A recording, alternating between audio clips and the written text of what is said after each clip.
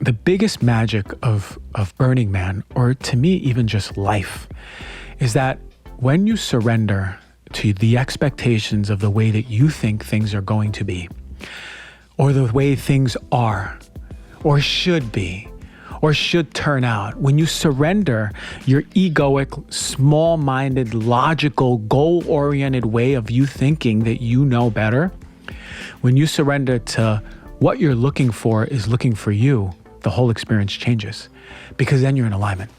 Whoa, that was an experience, for those of you who don't know about Burning Man, it is a multiple day festival, about a week and a few days, where out of thin air in the middle of the desert in Nevada, there is a full city built, and art installations and music and celebration of life. Now, this was created years ago in an effort to really create self-reliance, the self-autonomy piece, right? How am I going to get through all of the hardships, all the good, all the bad, quote unquote? It's about coming back to your authentic self, which you know is up our alley here at Heal Thyself. And it's really about burning the man, right? Like going against what all of the commercialized, authoritative, governmental, everything that is like holding us down as people, to burn it and celebrate it. And there is the proverbial man, and it's in the form of a statue that is burned on the last day, which unfortunately I didn't get to see because of the rainstorms. So look, my eyes are always open. I've always been internally oriented. So in an external experience, which is really rich when you go to Burning Man, it is everything, everywhere, all at once, truly.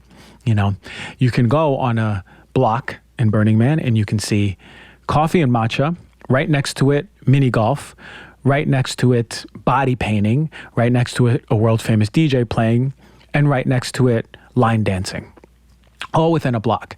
And that's just one block. And imagine the next one and the next one and the next one. It's anything you've ever wanted to experience is there. And it's beautiful because you see little children there, and you see old people there, you see fully clothed people there, you see naked people there, you see couples in love, you see single people looking for love, you see happiness, you see pain, you see all of it. And it's beautiful because what an expression of the human experience. It is all of the human experience under or within a few square miles, compacted in 70, 80,000 people. And I had so much resistance going to it for so long because I didn't want to plan all of the stuff because it's a lot of planning. But really internally, I didn't think I wanted to see the parts of me that I needed to see fully. And of course, as you know, there's always an ongoing process of just connecting to yourself and seeing what's unfolding. Now, for me, two things really stuck out. The sense of openness when people just turn off from the matrix. When people move away from this default world that we live in, the I have a job, the I have to go to work, the I have bills to pay, the economy that we live in, the government, the rules, when people turn that off and come back not to a fantasy, but truly reality. I mean, this is how people should live, in full expression, in community, in collaboration, in love, in openness. There's no money there. So if you're looking for something, you see a new level of generosity, a level of generosity from people that you're not used to. You're used to people being self-sustaining, autonomous. I'm here for me. And once I get mine, then I can give and get whatever, or give whatever else people need. And experiencing the opposite was so refreshing. So refreshing. To be honest, I would say out of the 70, 80,000 people there, 90% of the people would give you the shirt off their back, even if it was freezing cold. That's how open and generous and willing and back to love and back to their hearts people are. I've had conversations with people of all different walks of life just by being invited to sit on a couch and talk over Turkish coffee, right? Over matcha, having a conversation with someone 7 years old who has so much life wisdom, having a conversation with a young couple, right? Learning about what their hardships are, what they went through, and having a newborn, what it's like. Learning all these things is so powerful and empowering because there's a sense of freedom, but there's also a sense of community. If someone was to look for something or get hurt, everyone wants to help. Contrary to what you may have seen on news reports or have heard from other people, none of that is true. And unless you go there and experience it yourself, it's really hard for me to respect someone who has a negative opinion without seeing it and experiencing it themselves, because I was one of those people. I was one of the people who said, nah, I ain't going to this festival. It's too woo-woo. It's too crazy. It's too it's just dirty. And I made all the excuses. I need to shower all the time. And how am I going to sleep? Every excuse under the book until you surrender, which is what I'm going to go into in a little bit. Until you surrender. And when you surrender, you notice that your heart opens. And when your heart opens, you notice that you're back to who you are. Because essentially we're living in our head, in this matrix default world that we live in, of all the things that we need to do to survive in this system, forces us to live in our head. But when you put your phone down for a week, when you have nothing to do, no obligations, right? And you don't have to go to Burning Man for this. If you have everyone takes some sort of vacation if they have the luxury to do it. If you put your phone down and have nothing to do and start coming back to yourself and start feeling into community and an experience like this and feeling into art and seeing the beauty of art reflecting the beauty within you, right? The beauty of music, reflecting the movement of the body, the energy that wants to move, the reflection of just community and collaboration, you start coming back to yourself. And that's the magic of Burning Man. But the biggest magic is this. Biggest magic. And I said this on a post, which I'm going to start going into in a minute.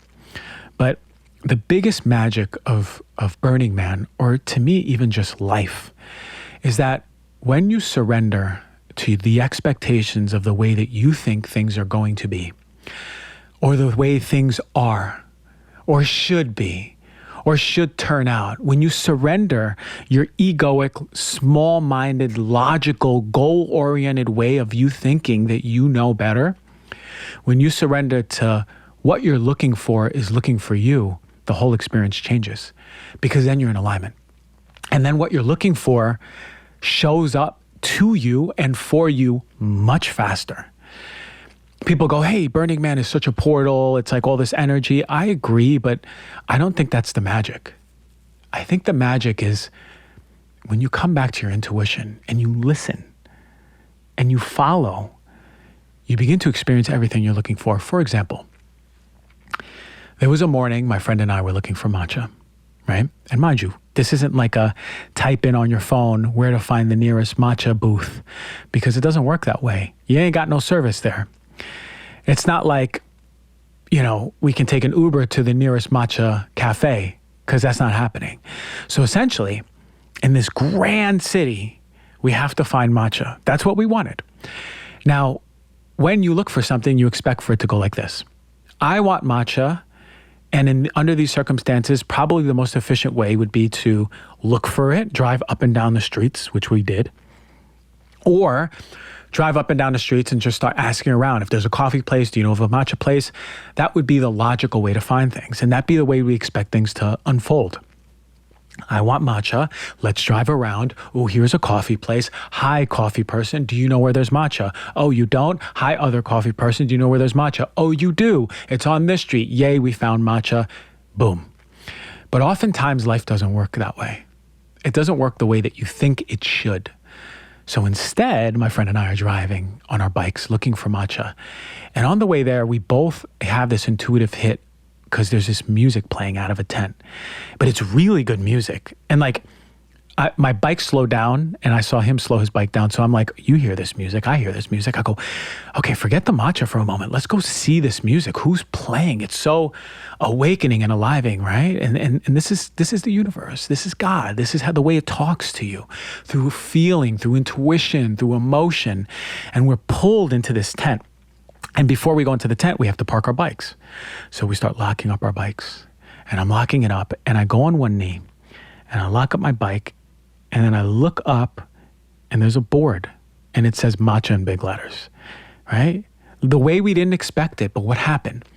We listened to our intuition. We were both pulled by this awesome music coming out of a tent that we couldn't even see what was in there and who was in there. But we were pulled and we listened. We stopped because something inside of us said, stop. Something inside of us said, turn around. Something inside of us said, park your bike and go into this tent.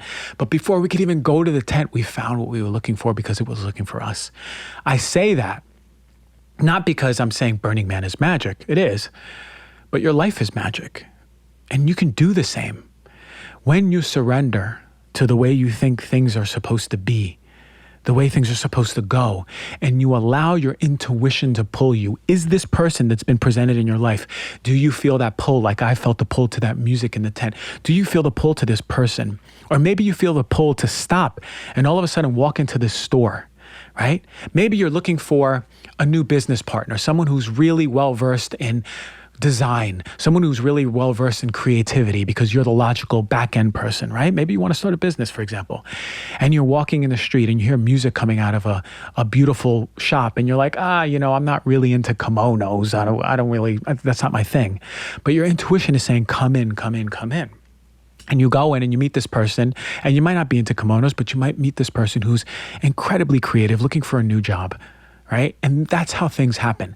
Stop trying to plan for things the way that you think things should go, because the universe or God laughs at your plans, because it's not going to be that way. When you surrender and have faith that what you're looking for is looking for you, and trust with blind faith, and have the most amount of blind faith you ever can, trust that you're going to experience what you're looking for, and surrender and let go, I promise you it'll come.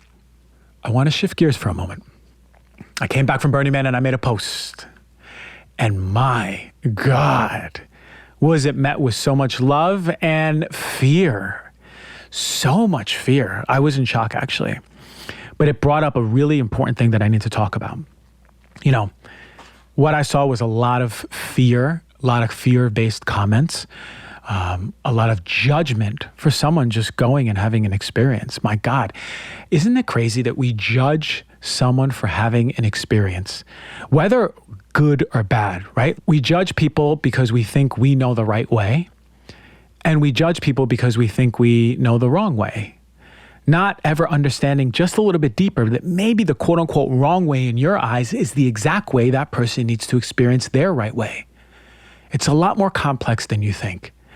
It's not that your mindset and your experience is the only way. Your experience is true because that's the life that you've experienced. And it's very much so valid. In your experience, you might know that cotton candy ain't good for you. And in your experience, apples may be good for you. But you shouldn't stop someone from trying cotton candy and having their experience with cotton candy. And you shouldn't judge someone for having cotton candy and not choosing an apple. You should allow people to have their experience and learn for themselves. And it was exactly this. So much fear, so much judgment. But I want, more importantly, because it's not about the fear and judgment I saw in the comments, it's more importantly about you. Can you allow someone to have their experience?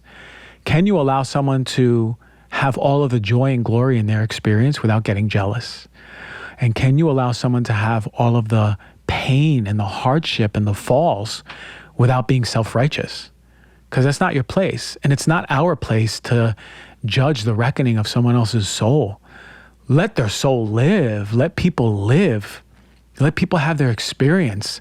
Stop judging people for being themselves. Stop judging people for making the decisions that they need to experience just because you don't agree with it. Let people have their experience and let them live their lives. But more importantly, how do you navigate someone who is judging you in your authenticity? You know me. You know the stuff I talk about. I've covered so much on this show. I've criticized Oatly.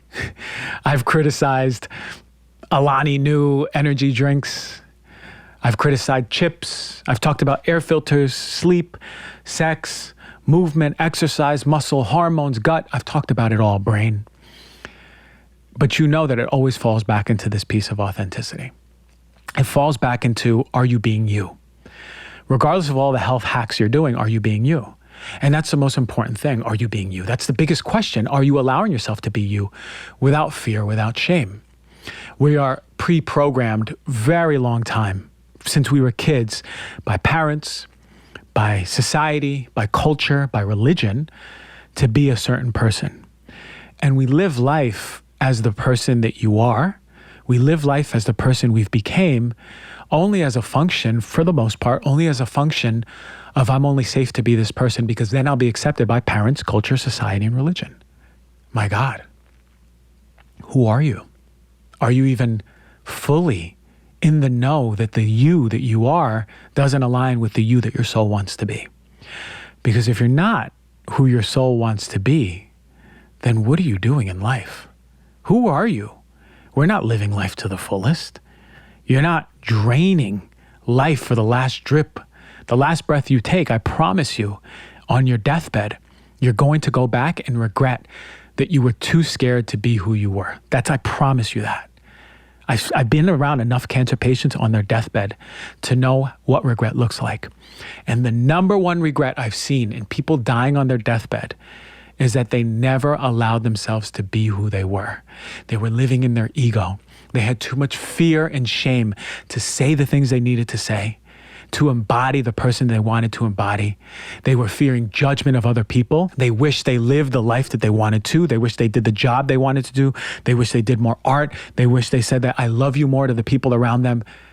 And they just weren't being authentic. Do you want to be on your deathbed and have that realization? Or do you want to die before you die? Let your egoic part of you that is in fear and in shame and conditioned by so many of these bodies that are trying to control you, can you be you? Right? For better or for worse, but it's controlling you. Can you be you? Right? Because ultimately what's going to happen is this. The more authentic you are in your expression and who you are, the more you are going to be judged by other people. Because you are not going to fit the paradigm of who they think that you should be. And more importantly, you're going to trigger them. You're going to trigger the parts of them that they wish would surface and that they can embody. You're going to trigger shame and fear in them. And people have two choices. When you're authentically you, people have two choices.